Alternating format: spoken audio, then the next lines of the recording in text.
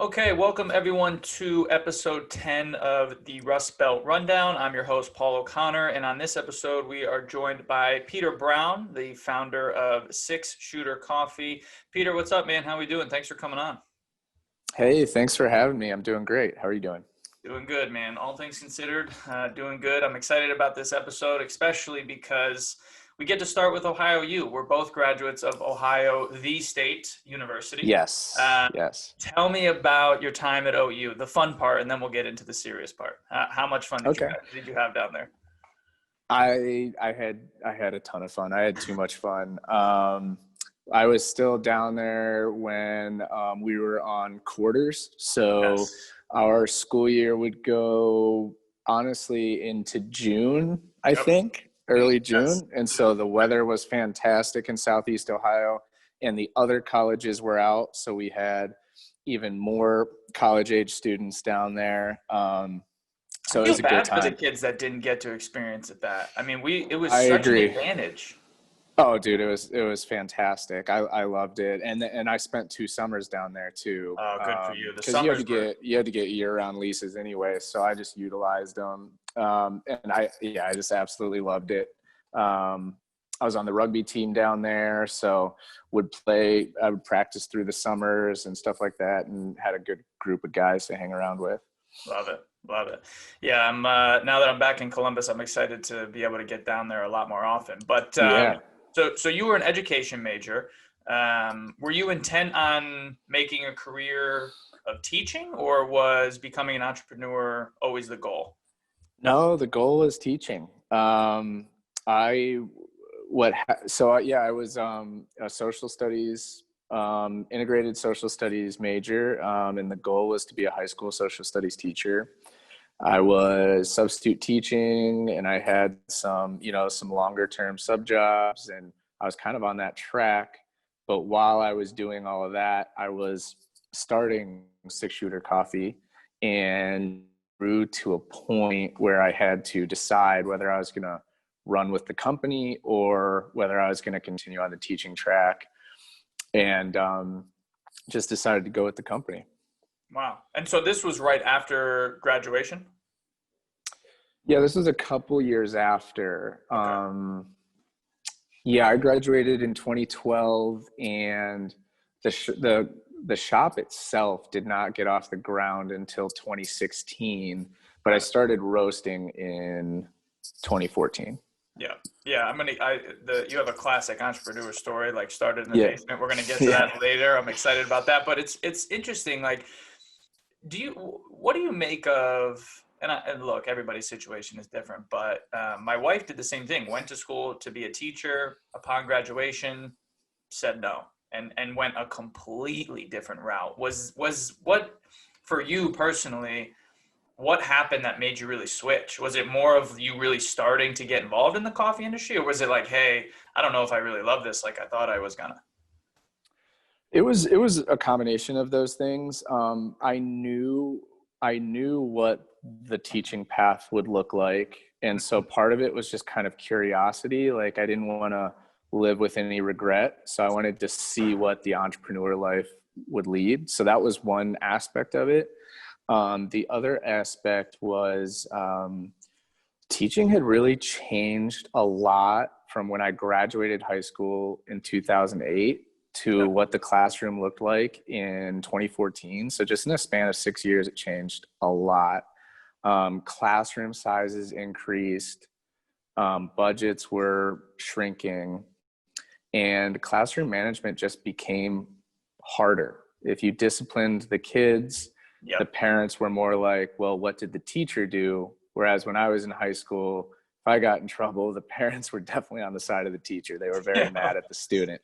So Yep. that whole aspect, it's like, you're just taking all the control out of my hands. And so that helped my decision, but that was not fully the reason why I decided to switch gears. Yeah, that's such an interesting point too. And I think that's honestly, I mean, teachers, I think were always thankless roles, I thankless think, yes. positions, Hmm. but now more than ever, it's almost like, I don't know what that paradigm shift was where the parents really were so worried about their kids getting in trouble. Like when I got in trouble, I wasn't allowed to speak. Like we sat there. I Yeah. remember I went to the principal's office as like 5th grade. I don't know what I did, got in trouble at recess or something.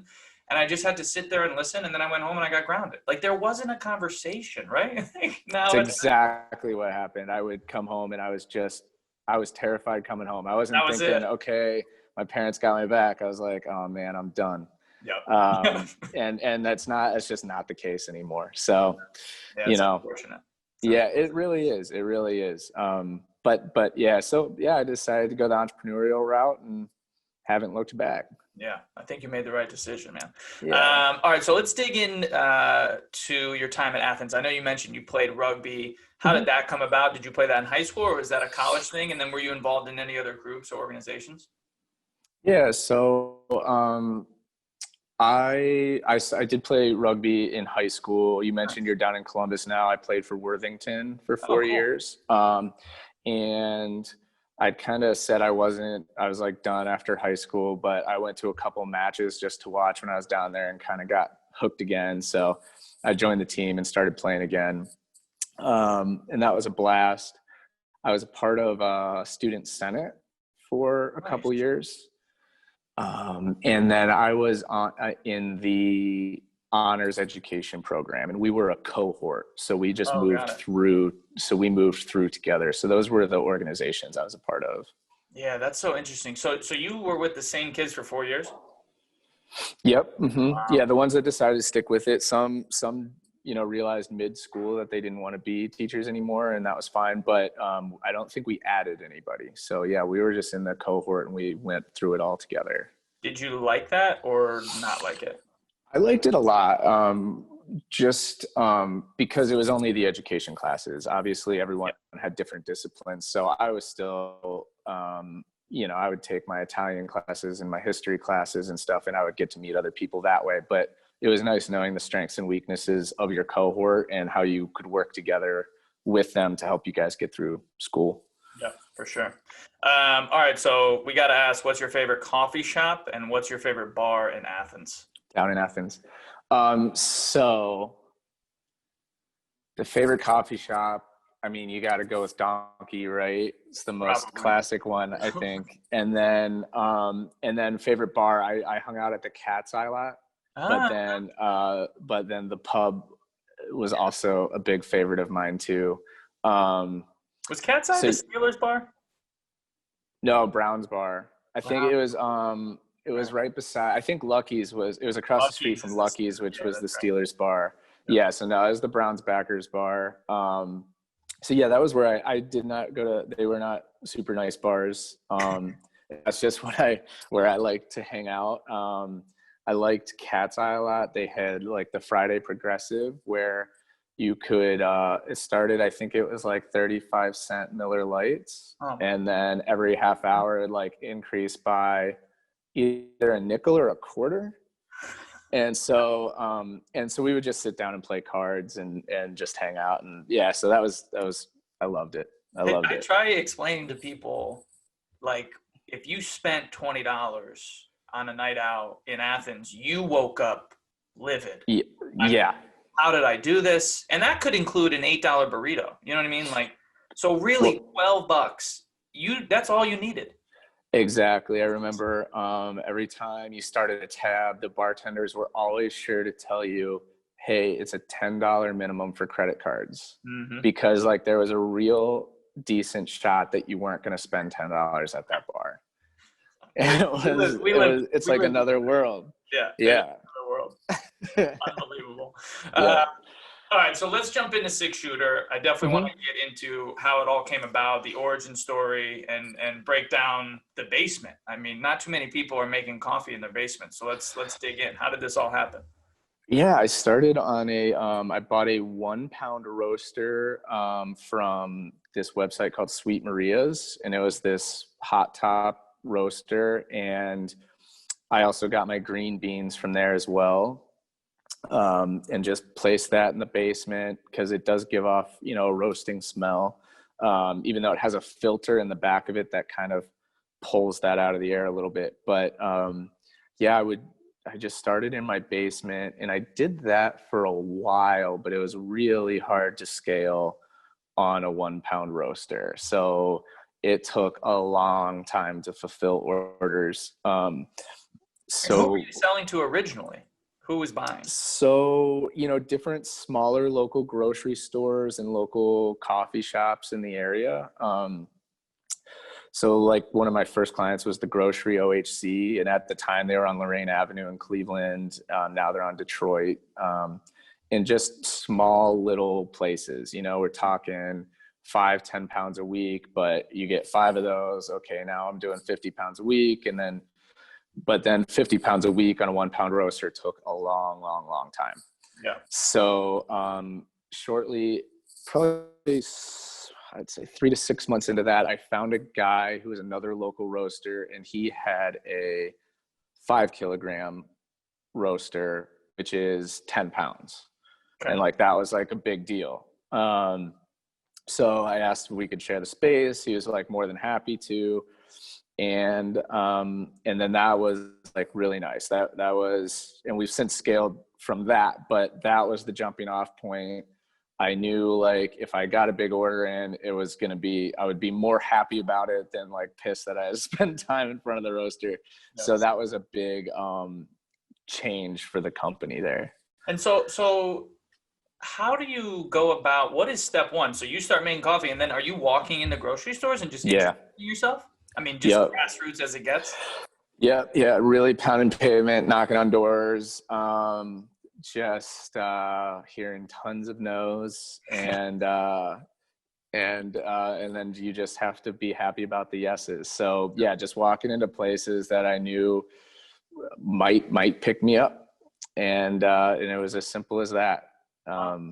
Yeah. That's awesome. That's awesome. Yeah. So tell us about the name. I know it stems from Lyndon B. Johnson. How did that come about? Yeah, so I was, I am a little bit of a history buff, and LBJ, regardless of his political leanings, I think is a fascinating historical figure.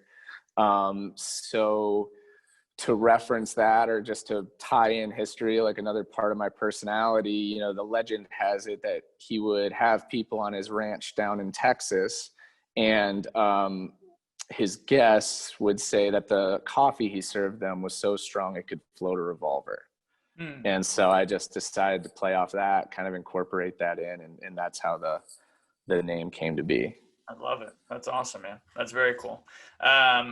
I don't think people realize how much production and manufacturing actually goes into coffee. I certainly didn't. A couple of years ago, I don't know what I was reading, probably just one of those like lists of like how your coffee actually gets to your cup. And I was fascinated with it, right?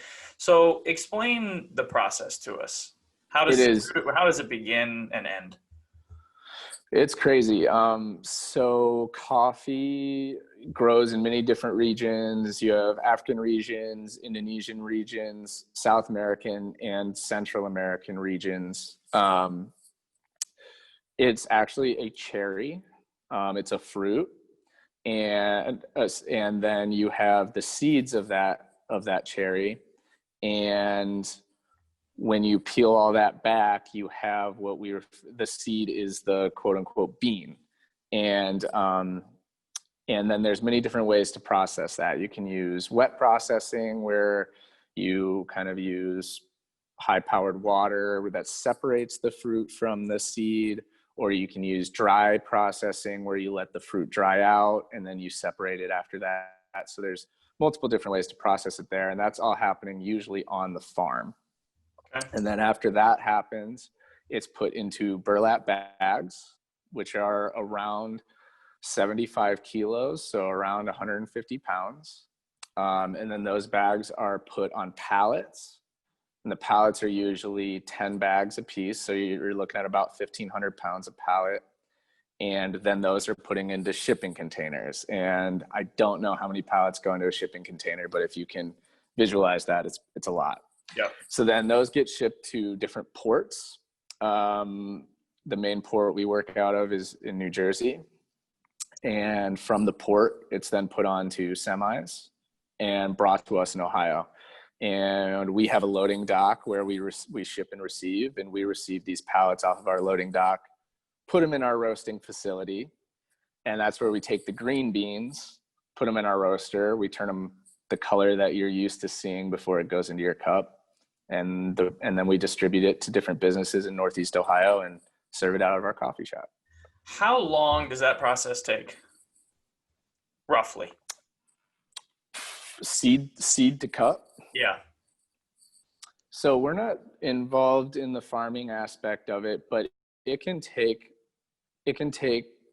many years to get a coffee farm off the ground. But we contract based on the year. So we work with an importer, and we kind of guess how much we're going to go through in that year from a specific country, and we tell that importer that, hey, we're going to buy this many bags from you over the course of the year. We just don't want it all at once. So we will buy this from you, but you need to hold it at your location, and then we'll tell you when we need the pallet to come in, and then we'll pay you for that pallet. But we will go through it. We're on the hook to pay for that for the year.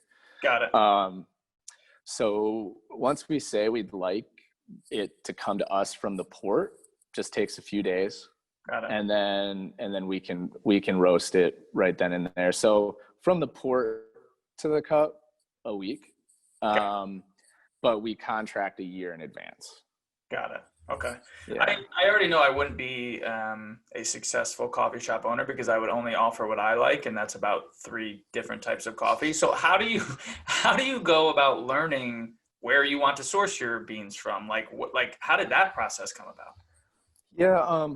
So you kind of hit the nail on the head. My GM does most of our sourcing, and her and I do have different palettes.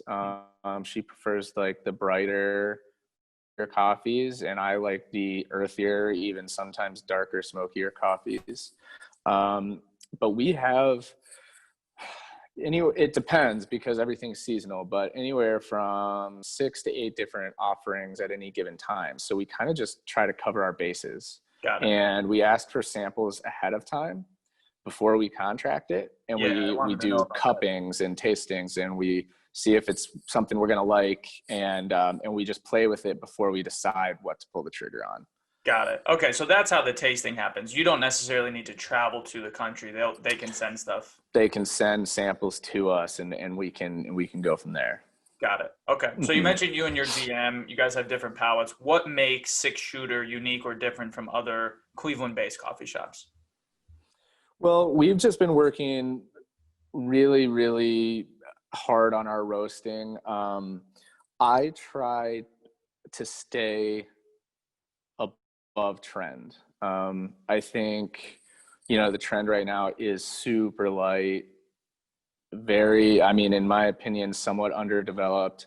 And I think and even if that is popular right now, I don't think history will look back on that kindly. So we've kind of steered clear of that trend. We still accentuate the bright flavor notes, and we still go light on some of our roasts, but I don't believe the underdeveloped coffees are where it's at. And that's kind of where we're different than some of the roasters at the moment. So explain underdeveloped. Like, what does that mean in terms of coffee? Well, with roasting, there's like a lot of different factors when you're roasting a bean, and that can be airflow, temperature, how high your flame is, and time in the drum. And so underdeveloped is usually less of a lot of that, less temperature, less time, it just, undercooked, I guess, would be the simplest way to put it. Got it. Okay. This kind of goes hand in hand, but back in 2017, you were quoted in a Crane's profile saying, source a good bean and get out of the way. Explain that philosophy, right? Talk to us about how that all came about. Well, you definitely cannot make a bad bean good, but you can make a good bean bad. So we make sure we're sourcing like the best bean we can to start. And then we really want to, and we know what the characteristics of that bean are. Mm-hmm. And we just want to make sure that we bring out those characteristics. Got it. Okay. All right. So backing up a little bit, you start roasting in your basement, you're pounding the pavement, you're grinding, you're knocking on doors. After that, let's say when you get to the 10-pound roaster, who's your first hire and why? Like who should that be, and who did you hire? Yeah, my GM was the first hire. She's amazing. She's still with us. I just knew she had been in the coffee industry for a long time. Okay. I really trusted her too. Like, so she handles a lot of our money too. And that's like huge as an entrepreneur to have someone that you can just trust. But I loved that her attention to detail and her appreciation for quality. And so that was the hire that I made. And it was a fantastic decision. Love it. Okay. Yeah. Switching gears a little bit, let's talk about your social media and how important that's been in your growth. And you had a hilarious post about a week and a half ago after 40 days have passed without a car crash, which we're going to get to. But tell us about how you engage, and you connect with people through your channels. Yeah, we have a marketing and branding person. His name is Aaron Seacrest, and his Instagram handle is OKPants. He has been an absolute game changer for us. He handles all of our social media and like bag design, you name it. In terms of branding, he's like our guy, and he just really captures our voice. The thing that I've always wanted to convey is that we care about quality, but we don't take ourselves too seriously. And that's always been very important to me. And I just think he just nails that 100%. Yep. Love it. All right, let's get to the car crashes. I mean, reading about it, it doesn't even seem, it literally feels like Ice-T is going to pop out of a whatever show, NCIS show or whatever show he's on. I mean, how does this happen? I don't even know if I have a real question other than I just want an opportunity for you to share the craziness of this. It's unfortunately just seems like a lot of substance abuse, but for the listeners that don't know, we were at, our first location was on the corner of 161st and East 161st and Waterloo Road. And we have now moved locations to East 156 and Waterloo Road. But when we were at our old location, we had a car in the middle of the night or later in the evening run into our building. We weren't open, luckily, but just crashed into our building, just messed up a turn on the road. We never caught the person. I assume they were intoxicated.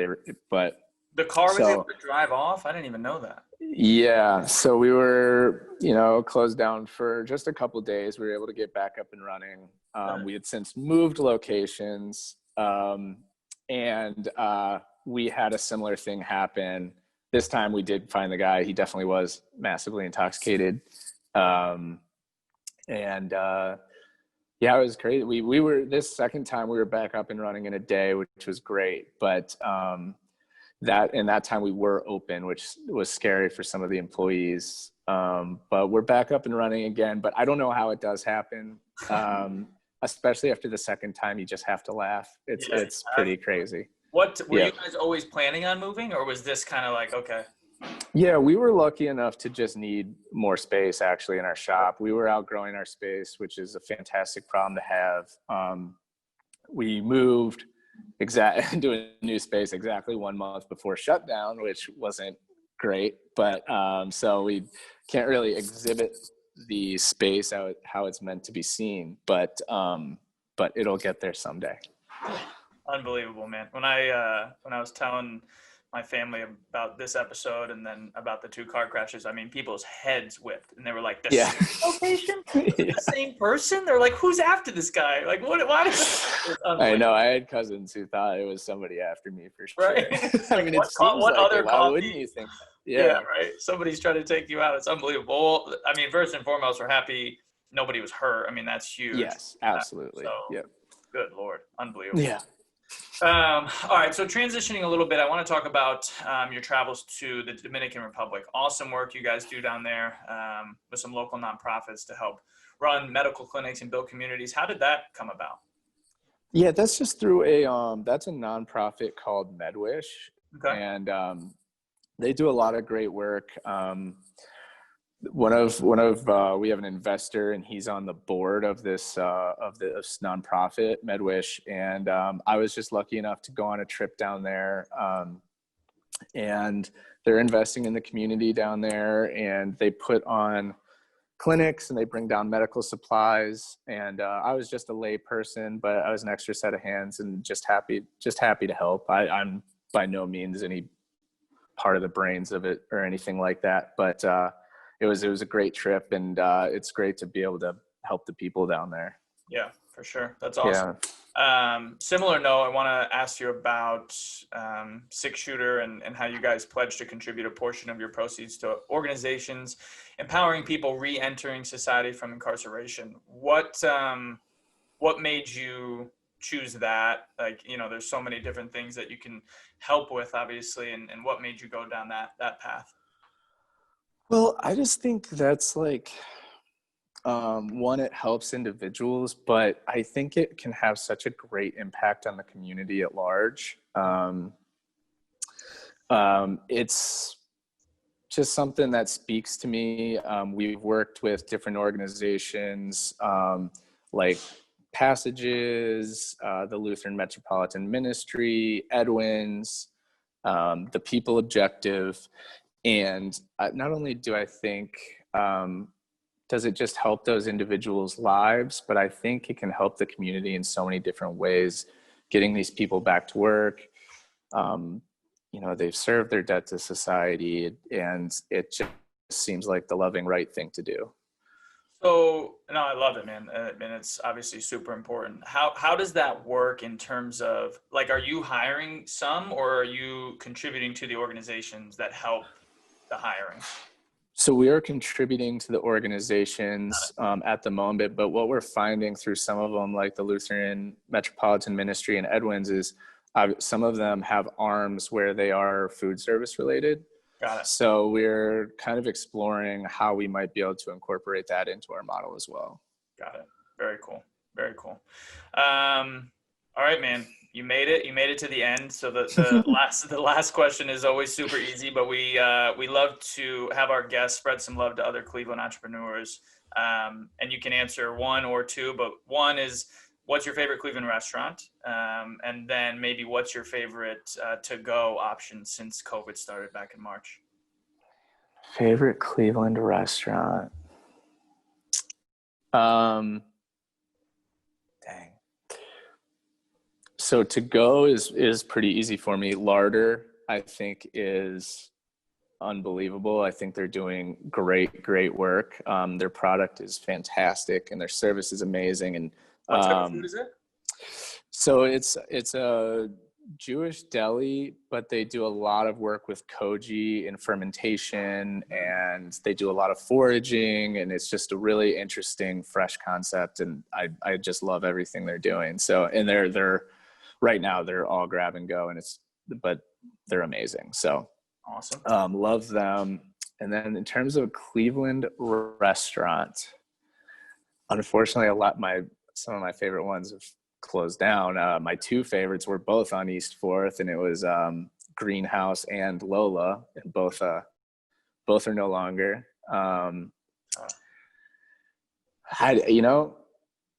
So Six Shooter, man, that's a fair answer. Well, yeah. I should say that another amazing to-go option is Cleveland Biscuit Heads, and they serve breakfast biscuits out of our shop. Oh, I love it. Yeah, the pictures of those bacon, egg, and cheeses. I mean, they're please so good. I don't know how they're. Next time I'm in amazing. Cleveland, I'm coming up. You have to, absolutely. Yeah. Yeah. In terms of restaurants, I haven't really gone out to too many restaurants recently. And the ones that were my favorite are unfortunately no longer. So I don't know, but yeah, I mean the two. But as far as Larder goes, I think they're one of the best in the game right now. Yeah. Love it. All right, well, we'll get you out of here on this. Where can everybody find you, follow you, website, social, all that stuff? Yeah, luckily it's all super simple. Six Shooter Coffee, and that's six is spelled out SIX. So sixshootercoffee.com. On Instagram, we're at Six Shooter Coffee. Twitter, we actually are the number six, Shooter Coffee. But yeah, really easy to find us. I think we're the top hit on Google, all that stuff. Awesome. Well, Peter, thank you so much, man. We really appreciate you coming on and taking the time. Paul, thanks for having me, man. I really appreciate it. Awesome. Thanks again, man. We'll talk with you soon.